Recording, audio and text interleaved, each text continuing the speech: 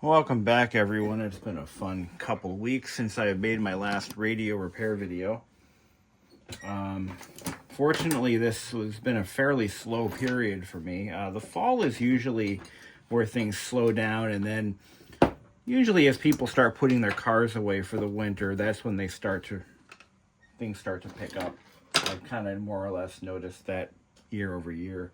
It really coincided well with my wedding weekend. So I was able to finish up a few jobs before we had our nuptials. And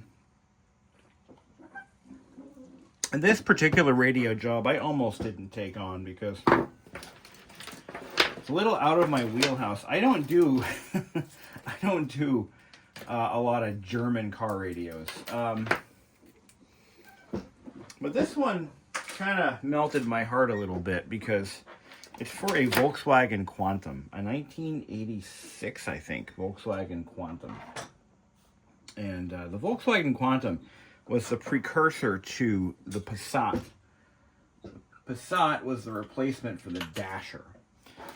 And sadly, those car lines are now pretty much done for these days, as we've gone full-on SUV. And, well, the thing is, my first car was a Volkswagen GTI, 1987 GTI. And so it was around the same generation as this Quantum, about the same age. So when I saw this come in, I just had to take it on. I do believe my GTI actually had a very similar version of this radio. I don't recall exactly which one. There were several versions of the VW head unit. And this does look awful familiar. And I remember that car when I got it. It was dead as a doornail. The radio did nothing. It did not work. And I quickly replaced it. I bought I actually put a Blaupunkt in it. Now, I got this car. It was 14 years old, roughly. I got it in 2001, and it took me about 2 years. No, I got it in early 01. It took me nearly 2 years to get this car on the road. As a young kid, I was only 15 when I got it, I think, and something like that. And anyway, so yeah, the first thing I did was ripped out the stereo because I couldn't fix it. I didn't know how. Well, I'm going to redeem myself, I hope, with this one. Now, you'll notice this stereo has a bad display. And this is why I often ask customers to send me photos of their radios. See, look at that. Because I want to know what I'm looking at for a display, if it's usable or not. If it's not usable, then we have to come up with a parts unit so we can get that fixed. This radio was made by Blaupunkt. And so it's actually a Blaupunkt Heidelberg that was basically custom made for Volkswagen. And they use these radios in a lot of their products. I'm going to do a quick look here. Hold on. Okay, so as far as I can tell, this is the actual same model radio that I had in my car that I had ripped out. Hold on, there we go. Let's tighten that up. This is all wobbly and loose. That's good enough. Yeah, so this is the same radio I had. But like I said, it was not functional. Now, I'm told this radio works. Now, these are generally theft locked, meaning they have a code to get into them. And if that code is ever lost, there's essentially no hope in getting through it. So we're going to try to power this thing up and see what we can do. So I have a custom harness that I can use to provide power to it, and we'll go from there. I actually made myself a couple of universal harnesses. So my bench is set up with a Mazda harness, and I just have adapter plugs that I can use for pretty much any type of radio that I need. So this tells me, I love it when they have the wiring diagram right on the damn thing. So these are keyed. So the top connector So this shows me the fuse. So if I'm looking at it this way, the fuse is going to be on my left. And okay, so the bottom one is ground, the top one is positive. Okay. This is lighting, so I have a lighting connector here.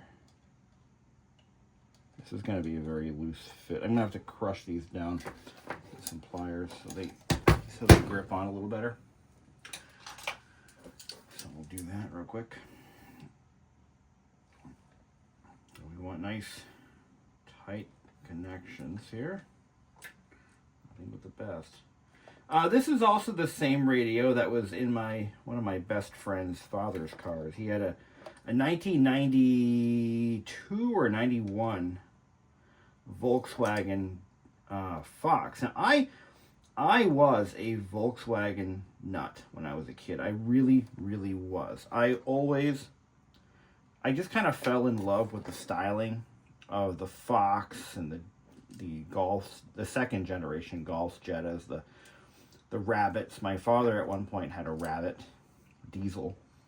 And I kind of came out of the gate as a Volkswagen kind of fanboy. And that didn't last.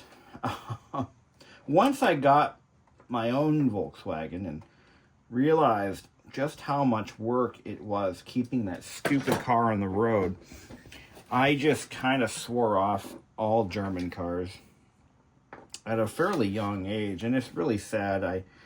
I wish it wasn't so. I genuinely wish it wasn't so, because German cars they're just something entirely different to drive. They are lively. They handle the road like nothing else. And looks like this power antenna. We got the speaker icon. Positive. So it looks like it. Oh, interesting. I don't know why it's done that way. ACT SP. Left, right, left, front, right, left, rear, left, front, right, front, right. I'm going to double check this because I somehow doubt that they all share a common positive. Let's just try to get this thing powered up. I think that would be a good place to start. So with this, we have lighting plus. One of these should be ignition positive. All right, let me just do some soul searching. Hold on. So it looks like okay.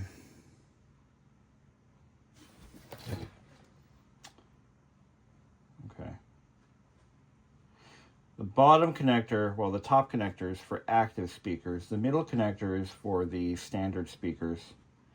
What I don't understand is what the others are all for here.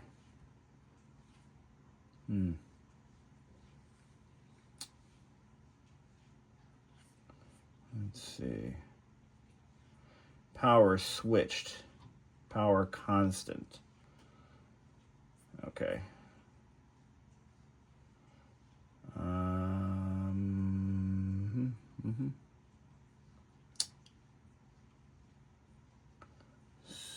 So, all right. So this has me looking at it a different way. I'm looking at one on screen here. So we've got power antenna. Let's get this over here. Power antenna. Doesn't matter which one is switched, because I run them at the same time. So just positive. But the one, hold on a second. That ain't right. Ground, power, lighting, power antenna. This is going to be switched power. So we'll move, which one is switched? The red one is switched. that's going to go there, and then that's going to go there. So then we have our lighting, which is going to be the orange illumination. That should do that. Yeah. Okay. I'm looking at it right. Okay. This is based off a cabriolet. See, Volkswagen used the same stereo for pretty much every car they sold.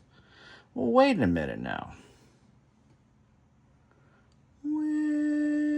Okay. So, yeah. All right, that's correct.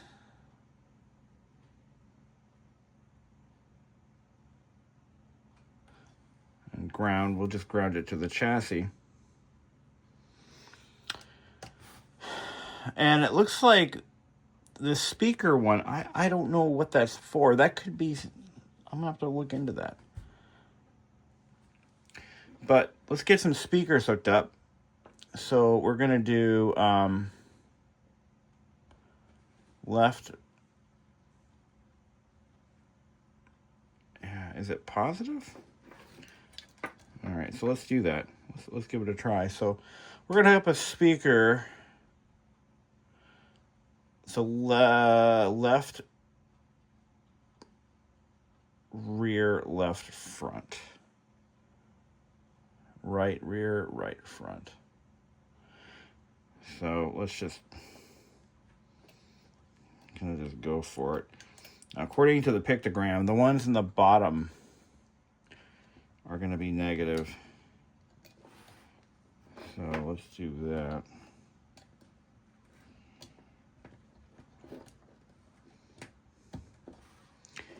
Yeah, just like that. We may be good. We may be in a good spot if the default code was activated. Then, and that shouldn't be a problem. So what did I do? Left front, right front. So that's going to be these two. Positive on top, negative on the bottom. But what throws me is there's another speaker icon, or a speaker connector. At least that's what the symbol shows. Speaker positive. I don't know why. Is that for active speakers? Because the active speaker connector is up here. That is for like the premium sound option, as far as I know. This just fell off. Crimp that down a little better.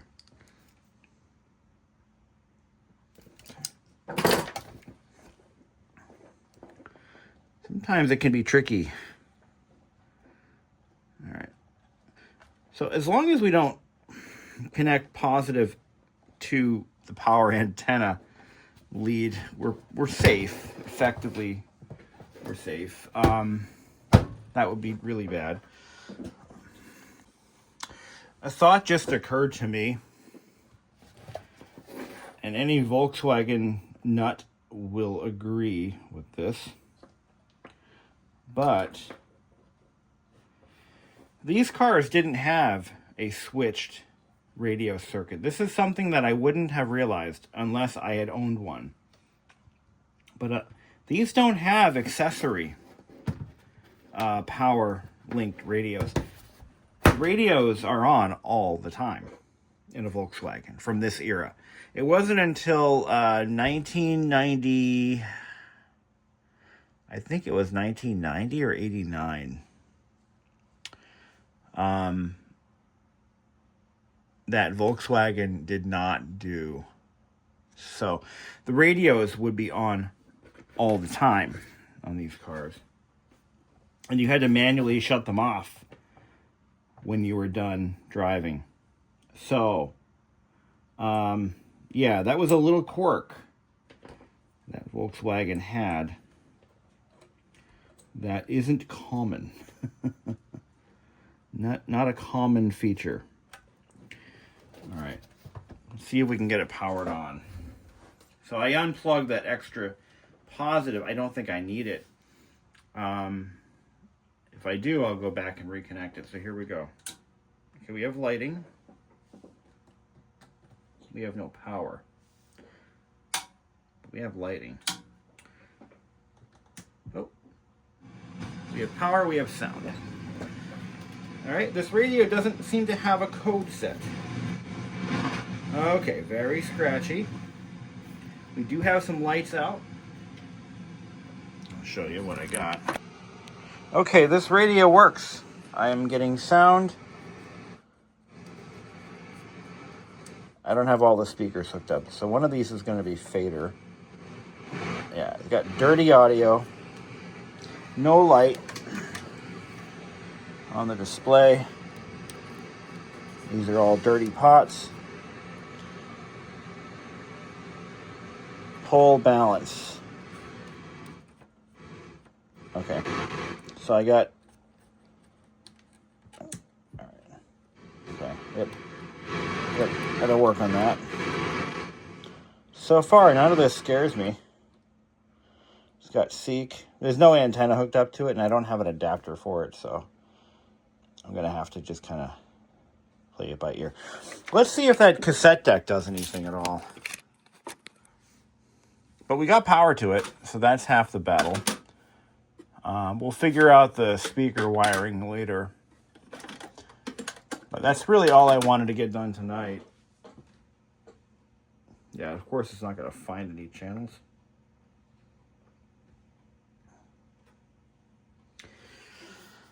So we have a good display. We're going to pull out of this one.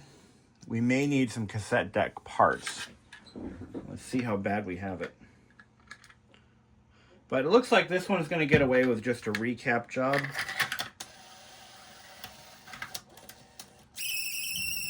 Okay, that's actually good. I can hear it playing.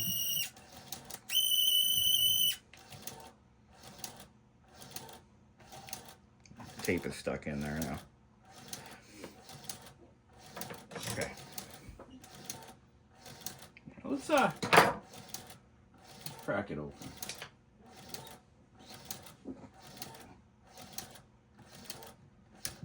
Okay, let's shut it off. All right, so I was right about the power thing. It does have constant power, and I think we have something to work from here. All right. Oh, there's 2 screws. Let's just see what she looks like inside. Let's see how bad this thing's got it. So this is good. This is a radio that I think is well worth the effort, and I think we can get it going. Because at least it turns on, and all the important stuff seems to function. So that's half the battle. It really is.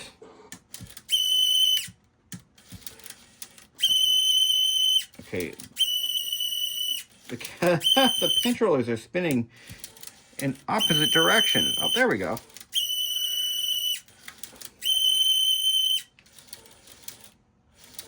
It won't eject. Probably a missing belt. What the hell it is. Pinch rollers look good, from what I can tell. Wish I knew. It's a unique mechanism. I've never seen one like this before. I see that a lot these days. I'm going to have to do a manual extraction. That's okay. All right, kill power.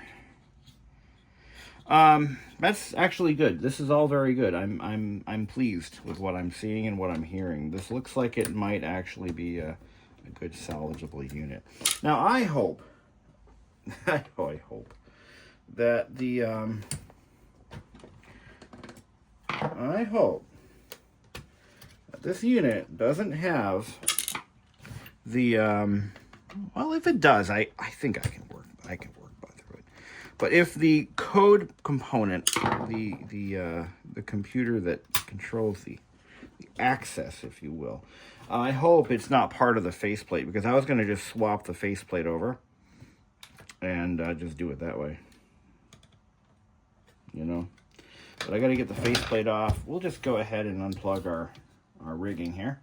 I'm going to just bookmark this page, because that will come in handy down the road. Just unplug here. We do need to figure out the speaker wiring, clean that up, and we'll do a full output test on it once I get it rolling and functional. So let's take the bottom off here.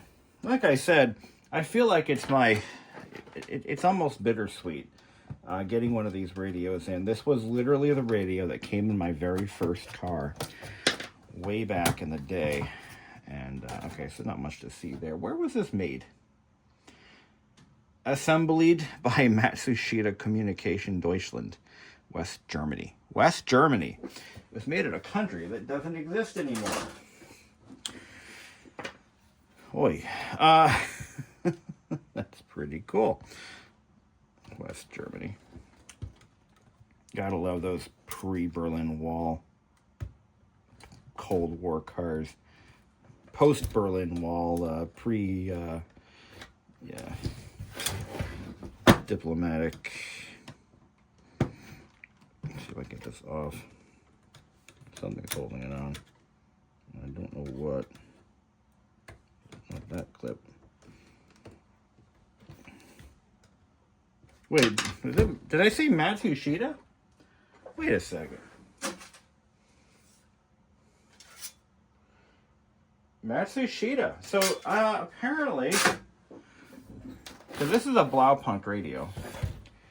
Apparently, I didn't know this, but Matsushita Panasonic had a hand in Blaupunkt. I thought it was Sanyo, honestly. But this would have been made during kind of the end of Blaupunkt's heyday, so maybe.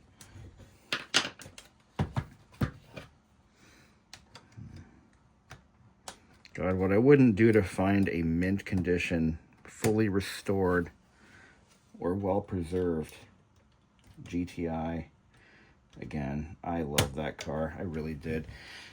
I hated it and I loved it. It was a fun driving car, but just you could not keep that car on the road. Even back then, even it was over 25 years ago, it was hard to keep those on the road. And you can only imagine things haven't improved in that way. Take the oops, sorry guys, I need to hit you. But what we'll do is we're gonna pull this apart, and we're gonna see what kind of magic we can do here. What kind of voodoo magic we can pull. I should just pull right out.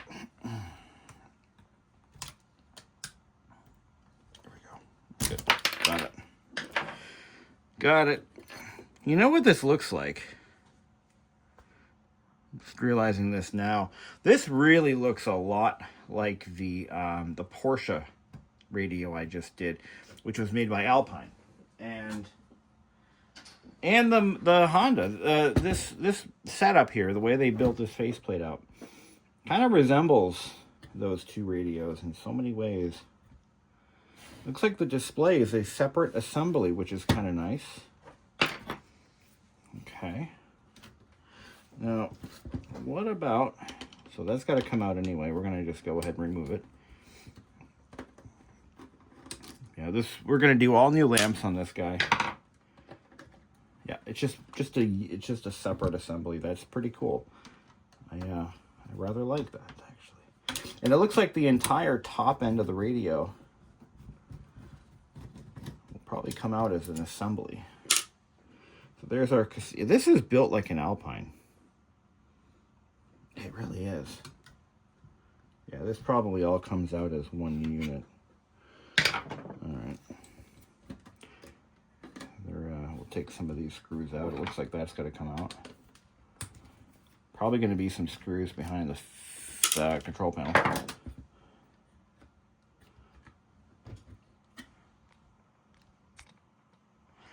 Yeah, so that snaps on. So for a job like this, I typically require the customer to send me a parts unit, because the only ones I don't really require that for are Miata radios, if I have the parts in hand. You know, it's just a lot of bespoke components that I often find, you know, that are broken or damaged that weren't part of the original complaint. And either I have to go chasing a radio or you do. It's cheaper if you do, as the customer.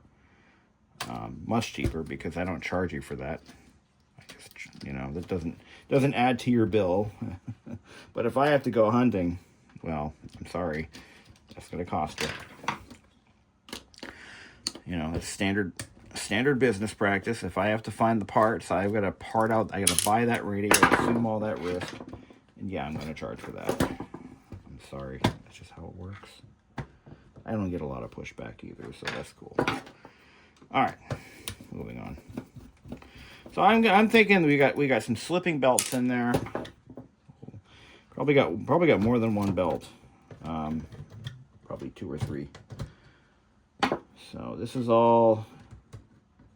I like how this is put together. Yeah, I like that because it's all modular. Yep, very modular. Yep. I don't like working on radios that are from the early 80s, late 70s, because those are, and obviously the versions of those radios that were carried into production long after their expiration date, because they're a nightmare to work on. We got more connectors over here. But if this radio was theft locked, I don't think there's anything I could do. No. Okay, so we have a whole bunch of caps here. I don't see a lot of leakage or spillage. I do see some, but that could be, oh shit. Yeah, we got some problems there. We're gonna have to do some repairs. Oh, you'll see that in a minute. But all right, so we do have 2 cassette decks. That's kind of nice. But yeah, right under here, let me pull this cable out, this ribbon cable, and you're gonna see something. And I was hoping not to see. But once you see it, take this cable out here. There's our display. This is being removed. We have a replacement. Thank God. Yeah, that's nothing I can do. You could do a new polarizer on this. I don't think it's that simple, though. I don't believe it's that simple to just replace a polarizer on one of these, but maybe. But yeah, I see like a waxy substance. Oh, that's just wax. Okay, it's like a coating they put on there, and it just turned crusty. It's all black. Yeah, it's all right. I'm telling you though, this looks a lot like an Alpine, but I know it's not an Alpine. It's a Matsushita. It says so on the box. But I do believe it's a Blaupunkt design. There's a lot of companies do that. They farm out some of their stuff, but so I need only one hand soldered connection here that I got to worry about, and that's looks like it's for a light. Yep, just for lighting. So what I'm going to do for that, I'm going to fire up my desoldering station, and I'm going to just mark red and blue. So red goes there. Use a paint marker. Red there. And I'm going to get my blue and put a blue mark on the other one. But so far, so good. I'm going to start working on this one tomorrow. Looks like. Blue mark there.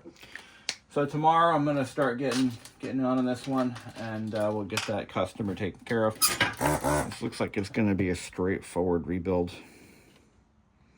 And we'll check back on that. See how I make out with it. Make up with it. Make out with it? Well, I'm not making out with it. I'm going to make up with it. Whatever. We'll see how it goes. We're clogged. Good. Okay. So we'll get this. This is our control panel. You don't often find manufacturer marks inside these. Sometimes you do, sometimes you don't. This one is not one of those. It's not like it says Blaupunkt. But if I saw a whole bunch of like Alpine or Matsushita logos, there's this. That could be just the board manufacturer. I forget what that symbol is. I think it's not Alps. It's or is it Alps? I don't recall. I see some old Sanyo logos here. I see a Sanyo logo on that chip right there. And this is all. You know what scares me is we could have some bad gears on this tape deck. That would be bad. So I just I had a Saab radio in here, and I had to give up on it because there was not a damn thing I could do for them. So Saab radios have a common problem. Not Saab, I'm sorry. It was a Volvo. Now, not sure who made that Volvo radio, but it was one of those mystery boxes. But there was a common failure point, and it's almost terminal. At least it is for the cassette deck. And what happens to those is there is a failure in the material that the plastic gears are made of. And, well, there ain't no fixing that. So the gears basically turn to cheese. And they you just touch them and they fall apart. And I'm hoping that's not the case here. A full logic deck, gonna be a lot of gears.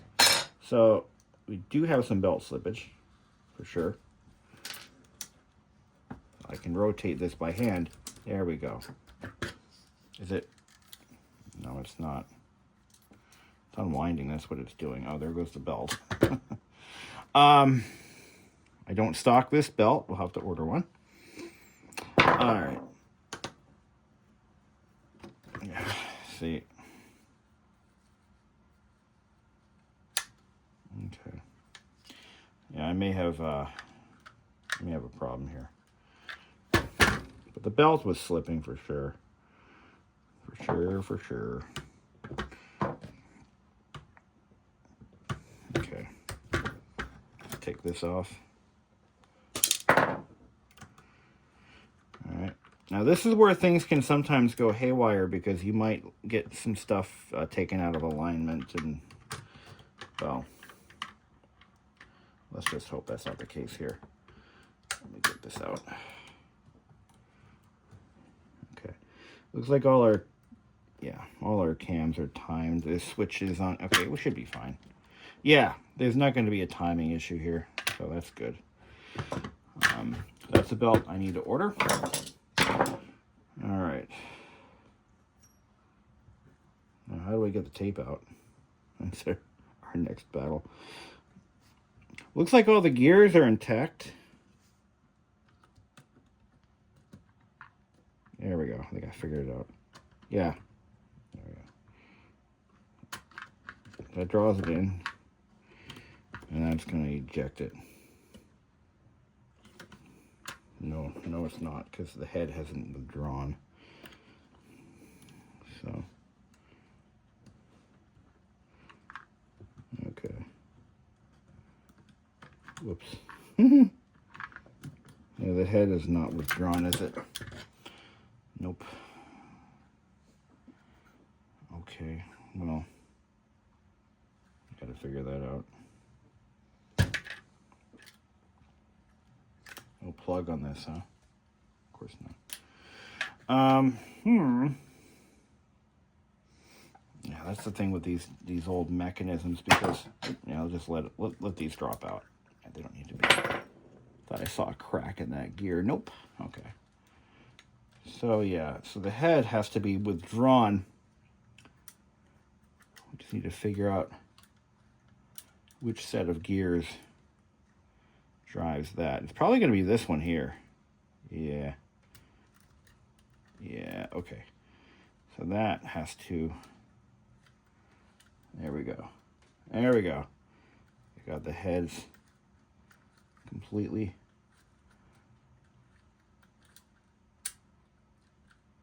Okay, right there. Okay. And now what worries me is we could be out of time. We will find out later when it's too late. Okay. So that's concerning, but that's why we're messing around here. I have another unit if I need it. That's very helpful when we have a parts unit. We can reference things too. Okay, so I was able to get my tape back. All right. And that's what it looks like with the tape ejected.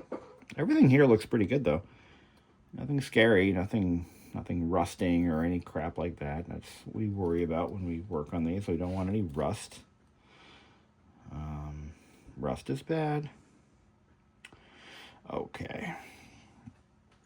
So, yeah, I think I do fear there may be a bit of an alignment problem, but I mean, like I said, we'll find out as we get going here. This is a problem. I don't. Yeah. Well, wait a minute. Okay, so this pulley here is loose. It spins freely on the shaft.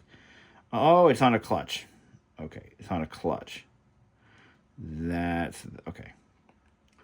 So, all right, I'm starting to figure out how this mechanism works. So the motor spins one way to control its mode selection, and then it spins the other way to get the tape moving. There's like a sprag clutch in here, and it looks like the clutch is engaging, so that's good. Yeah, it is engaging, so that's good to see. And the rest of this is going to be just bad capacitors. More than likely, it's bad caps.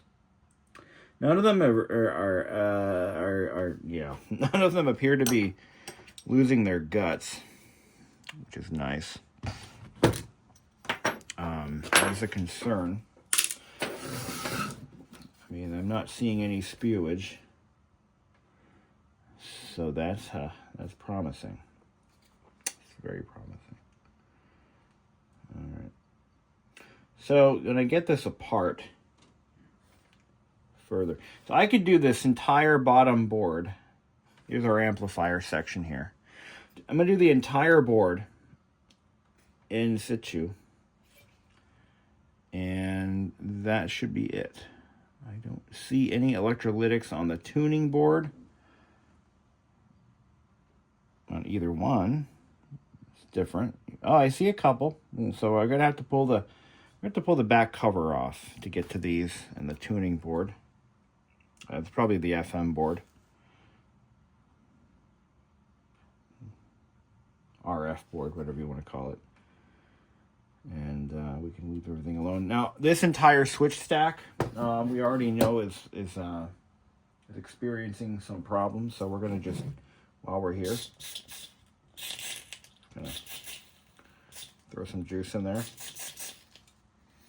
This is gonna clean up the spottiness, and we're gonna have to do the yeah, it's gonna be hard to get to that one. These two in the front here, but this stuff works miracles for that purpose. So that'll lubricate and clean up the switches, the rotary contacts. So we're going to just go ahead and get this stuff in there.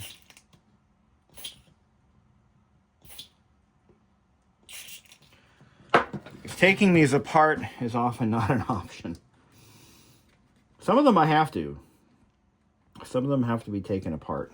So, but sadly, you can still buy a Blaupunkt radio. I'm on their website right now. They sell e-bikes apparently now. Blaupunkt has gone the way of Philco and let's see who else. Philco.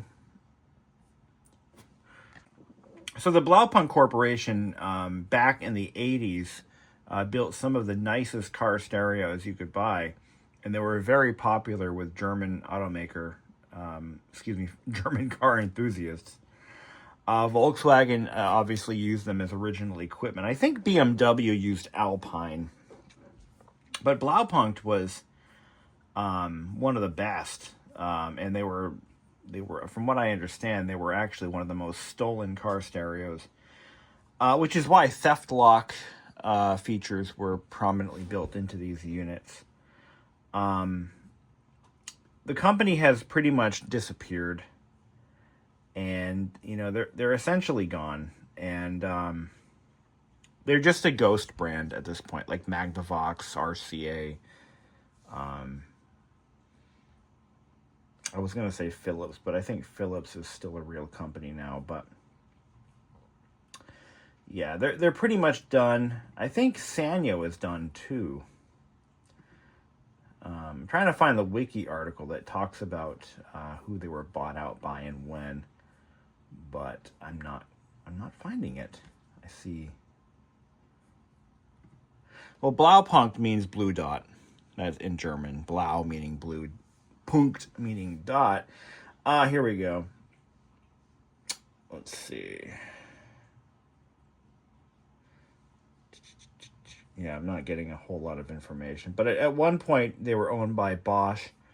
And another point, they were owned by... I swear they were owned by Sanyo at some point in time. But yeah. That's it. That's what we got. So, let's come back to this tomorrow and see where we can go with it. So I got a belt on this thing, and let's take a look at how this mechanism kind of rolls. Pretty neat. So I've never had one like this before, but there's a one-way clutch. So when this motor is spinning in this direction, counterclockwise, from my point of view, it is in play mode. But then the motor reverses direction, and it starts to cycle the mechanism. And you'll notice, so there is a ball bearing under a spring underneath this cam wheel, or this crank. It's a crank, not a cam. And you'll notice that it latches into position in either direction. See, look at that. Everything seems to be spinning freely. I'm going to put a drop of clock oil on this pivot right here on the crank, just because I see some wear there. Let's put a little drop there. Okay, put a drop there. We're going to put a little drop there on that point. But everything seems to roll pretty smoothly. I'm finding various points of lubrication that may be necessary. But overall, I have a pretty good feeling about this. The capacitor work is completely done, except for the deck. I've got to do some caps on the deck on this board right here, and there's a board right there. There's a bunch of caps I got to do there.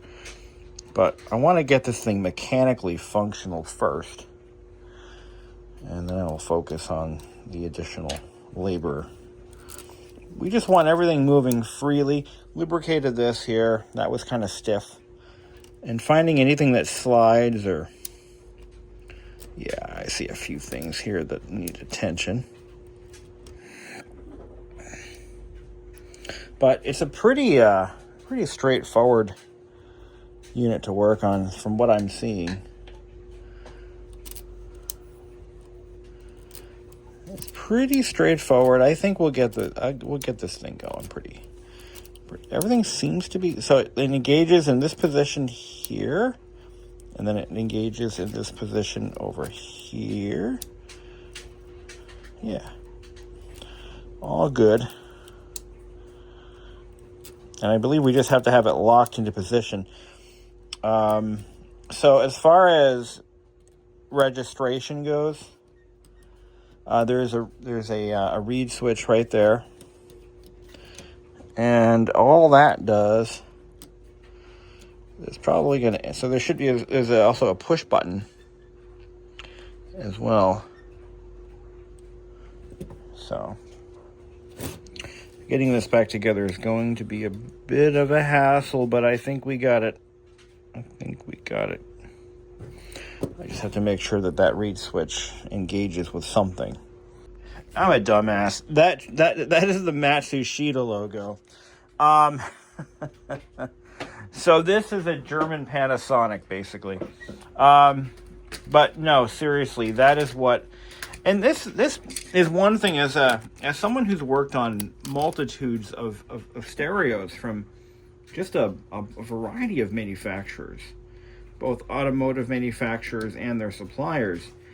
One thing that blows my mind is just the very... there we go. So that switch... Okay. So that switch interacts with the cam system. Okay, so that's working fine. But yeah, the sheer number of mechanisms that I have come across in this job, we're gonna call it a job now. That's what it is just insane, and there's just so many of them, so many variants. Now this one here, I have never seen before. I've never seen this before. It kind of reminds me of the Alps I worked on, but it doesn't. It predates the Miata stereos by several years. This came out in like 1986, and the Panasonic radios that are in the Miatas were designed in 1988, 89, give or take a year. Yeah. So I mean, like I said, I mean, this is entirely different from any of those Panasonics that I find in the Miatas that I work on so much. I don't think it's better or worse. It's just an older design, I guess. But yeah, so different. Matsushita. So yeah, same manufacturer as the Miata stereos, but completely different design. There is nothing that these units share in common, but I can tell, not a thing. And I find that a lot. One thing I found was that an Alpine unit that Honda used is dangerously similar to an Alpine unit that Porsche used around the same time period, but not the same. I can't help but wonder how much extra money was wasted in R&D production and tooling and all of that by just not sharing a common design, between automakers. Because it's really, Volkswagen goes to Blaupunkt and says, we need a stereo. Blaupunkt says, what the fuck? And then they go to Matsushita and says, yeah, make a stereo. Meanwhile, Mazda's going to Matsushita saying, we also need stereo for car. And Matsushita just goes and designs a completely different mechanism. I mean, there is nothing between the two. Let me show you one side by side.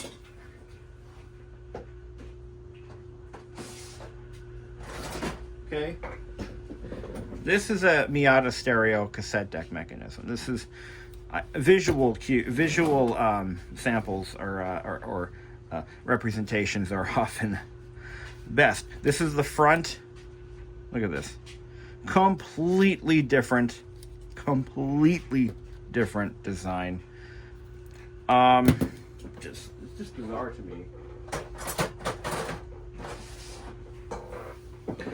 So does obviously it looks like Matsushita does not make or did not make their own mechanisms. I figured they would. Well, anyway. So what's left? We got to take this. So look at all these caps here. All of these need to be changed. So we're nowhere near done. This all should be easily removed. And this is going to restore audio output. If you don't change out your cassette deck caps, you're going to have an imbalance or a degradation in sound quality, regardless of what tape you use. So you kind of want to do all of those. Now on the motor control board thing, we got like one cap on here, maybe two, that need to be done. So it's all good. It's all got to be done.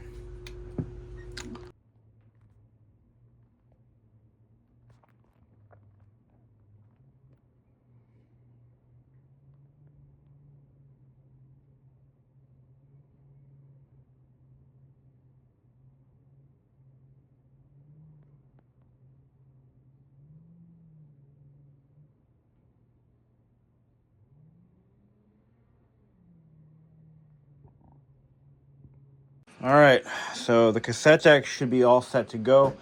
I have recapped, lubricated, cleaned. Previously the belt was loose.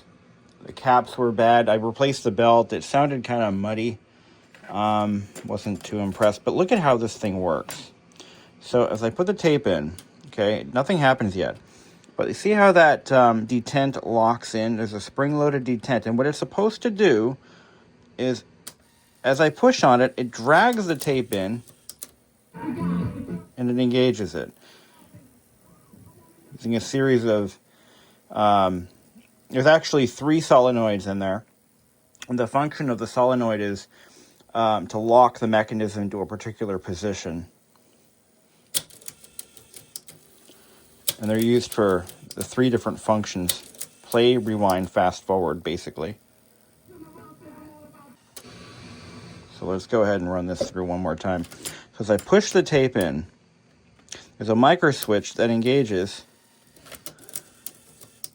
and then it pulls the tape in as I drag it out.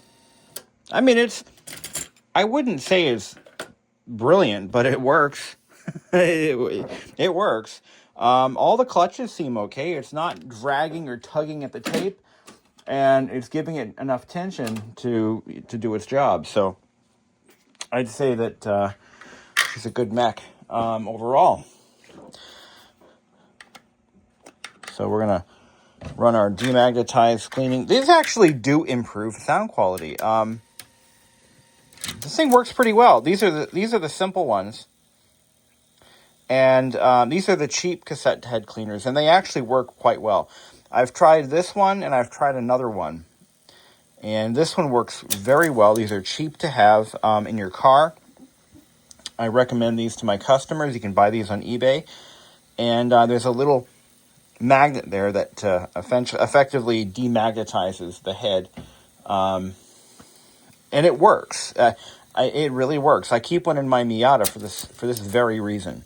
Whenever the cassette deck starts to get muddy sounding because I have worn out tapes in there, I pop this in, it cleans it right up, and then I remove it, put it back in the glove box.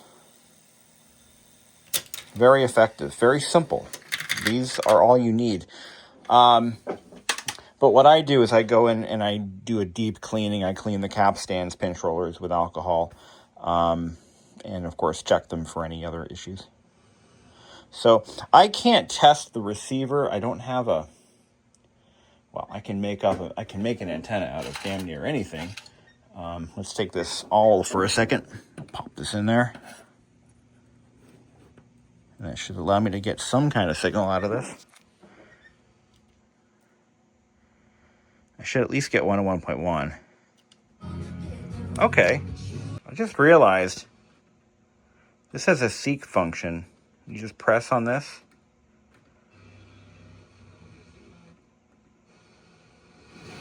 Interesting. Now, if I pull on the knob, that's your balance control. Okay. Now what I need to do is, I only have 2 speakers hooked up, so I've got to then change out to the 2 other speakers in the system. Now, what's interesting about this radio is this was made in the mid to late 80s, actually well into the 90s. And it has a hard power switch. So you've got some pretty a good mix of drugs here. You've got a very cool, and this is, I'd say it's pretty damn cool, full logic cassette deck. You have digital tuning with preset. You have a security lock feature that, thank God, wasn't turned on. And you have a ka-chunk power switch. I mean, go Volkswagen. I mean, and you'll notice that the lights stay on because they're powered by the lighting circuit. And these bulbs get quite warm. Not like scary warm, but they get warm. Okay. But everything seems okay. I cleaned the contacts, rotary contacts, so that cleaned up some of the audio, the audible scratching and other issues. But what we got to do is we have to test the output of the other two speaker outputs. So I'm just going to move my connectors over, and we're going to do that real quick. Now, I don't run automotive speakers on my bench. These are just household, so the impedance is not correct, but it's good enough for testing. Like, I wouldn't run this full-time on this speaker setup because that would be just stupid. So now we'll test the speaker output for the other side.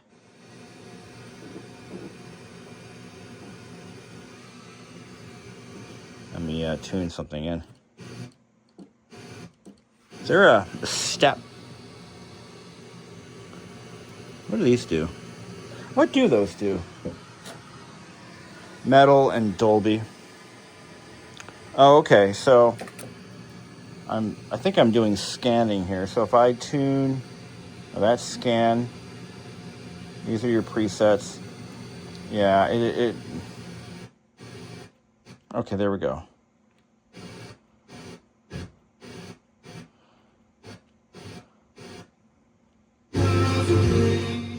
Oh, and furthering the Volkswagen weirdness. Now, I know this was made by Matsushita for Blaupunkt for Volkswagen, but that's besides the point.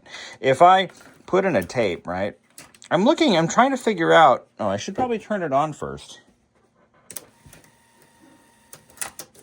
Now, I put a tape in. Doesn't matter what it is. I'm like, well, how do I reverse direction? Oh, you press the volume control. Who would have thought of that? There's your mode select, your side selection. Look at that. Program selection. And it's listed as program. Seek. It's a weird one. Tape speed actually seems perfect, honestly. That was my first concern. A lot of these older decks, I'm finding it crazy difficult to get them running at the proper speed. But this doesn't seem to be a problem with this one. It's actually running perfect. Both front and rear outputs are working pretty strongly. I'm going to put this one, I'm going to clean it up, put it in the bag, send out a bill, get paid. All right. Heidelberg, yeah. Okay, sorry, I have to.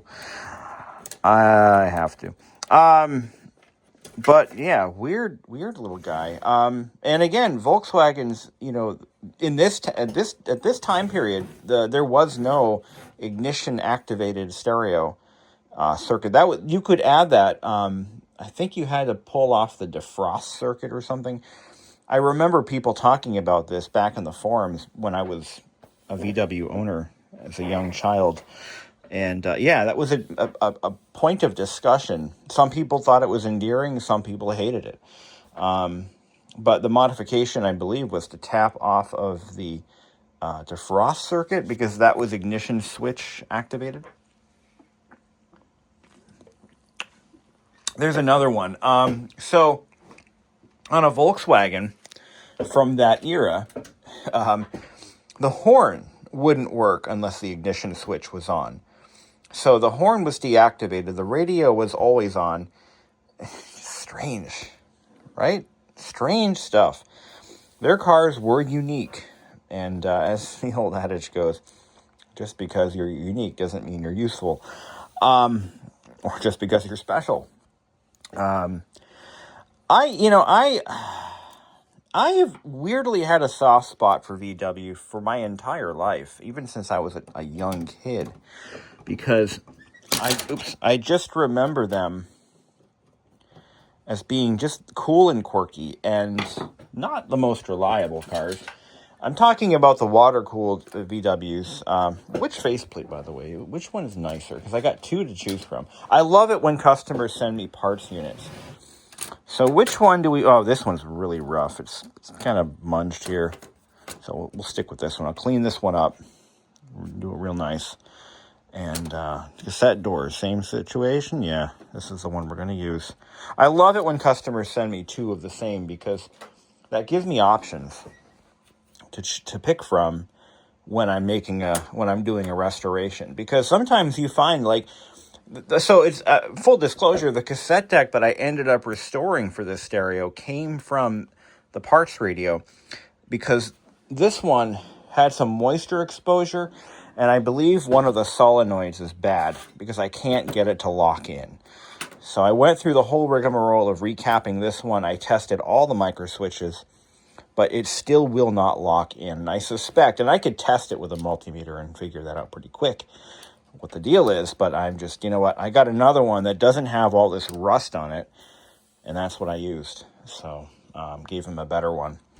So I'm glad. I love it when they send me parts radios, because it just makes my job that much easier, and I can give them a better end product, assuming the parts radio is in moderately good condition to start with. But there are occasions where parts just turn out to be broken or bad, and now I got to find that one particular part that I don't stock in my shop here. I got plenty of Miata radios over there for parts, but I don't have anything else. Well, we're going to wrap this one up. Thank you for watching. Have a great day. So that VW Quantum stereo has been packed and shipped. And up next, we've got this guy. This is a 1987 Saab 900 Turbo. Full stereo system with amplifier and EQ. So this thing is kind of cool.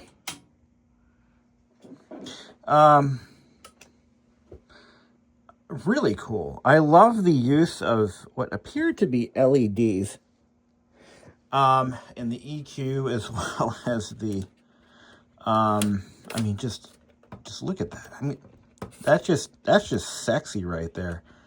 I mean, isn't that something? The use of LEDs on this radio is something that I have never seen before. It's a Clarion unit.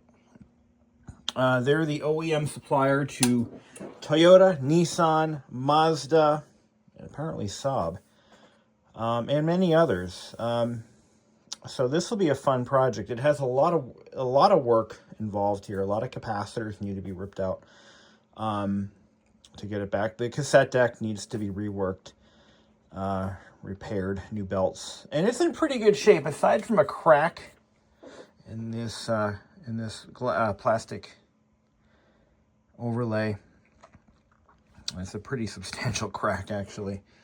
But the customer's okay with that. I did tell him that I can get that replaced, but he's opted to not spend the $1,000 it's going to cost me to get it done. And I would do what it cost just for this. But very cool unit. He sent me a few parts units as well, which is nice. I love it when customers send me spare parts, because let's look at what we have here. I've got 3 cassette mechanisms. I think they're the same. And they appear to be. And I've got 2 complete head units. Oh, these, okay, the cassette mechs are from these head units, so there's that. But that'll be a fun project. That's going to be extensive work getting this one up and running, but getting it right. But that's what we do here at Bishop's Vintage Car Audio Repair. That's just how we roll. Thank you for watching.